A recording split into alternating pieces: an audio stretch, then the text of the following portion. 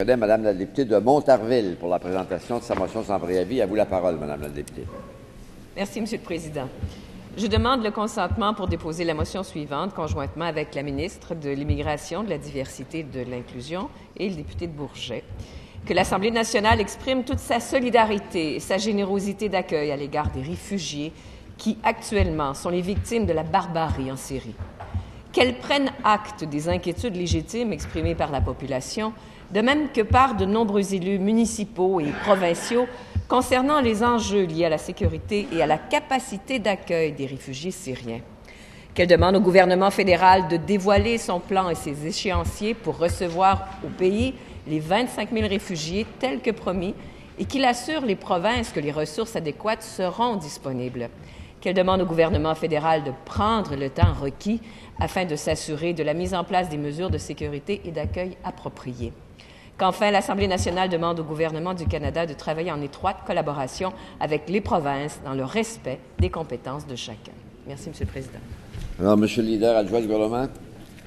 Monsieur le Président, alors nous saluons d'abord l'ouverture du deuxième opposition pour avoir intégré des suggestions dans leur libellé. Nous proposons des interventions d'une durée maximale de 2 minutes par intervenant dans l'ordre suivant. Madame la députée de Montarville, qui est l'auteur de la motion, Monsieur le député de Bourget par la suite, Madame la députée de Gouin et finalement notre ministre de l'Immigration, de la Diversité et de l'Inclusion.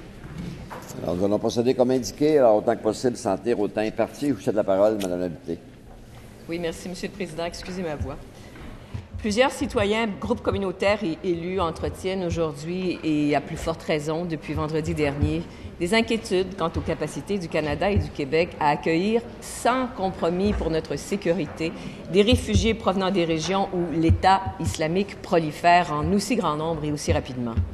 La responsabilité des gouvernements provinciaux et fédéraux envers leurs citoyens, de même qu'envers les milliers de familles qu'ils s'apprêtent à accueillir, est en effet grande et exigeante. C'est une grande responsabilité pour les gouvernements. Mais les attentes des Québécois quant aux moyens qu'ils mettront en œuvre pour assurer un accueil sécuritaire et contrôlé de ces personnes, en plus de leur offrir un accompagnement garant de leur intégration dans nos communautés, le sont tout autant. Donc, les Québécois ont des attentes. Si le terrorisme et la violence radicale constituent une menace grandissante pour nos sociétés, nous devons nous rappeler qu'elle afflige au premier chef les populations syriennes et irakiennes qui fuient par millions la terreur qui les menace.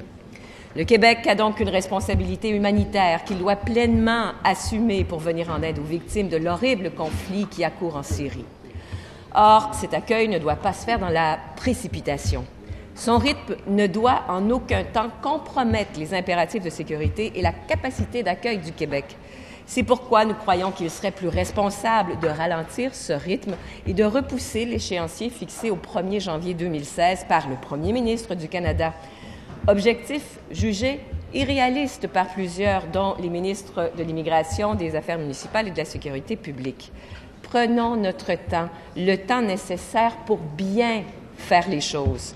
Puisque le gouvernement du Canada ira tout de même de l'avant avec cette cible, confirmation faite par le premier ministre Trudeau ce matin, nous voulons que le gouvernement du Québec enjoigne Ottawa à dévoiler son plan qui se fait toujours attendre.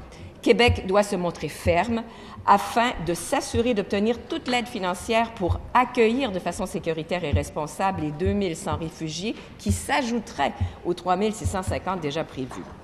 Car dans la situation actuelle, le gouvernement sera incapable de créer un contexte favorable à l'arrivée de ces réfugiés en répondant, et je termine, à leurs besoins en logement abordable, en santé, en éducation et en s'assurant que les capacités d'accueil des municipalités et des organismes du milieu sont au rendez-vous. Donc, recevoir tout ce monde d'ici le 1er janvier est irréaliste, au dire de 2 ministres du gouvernement.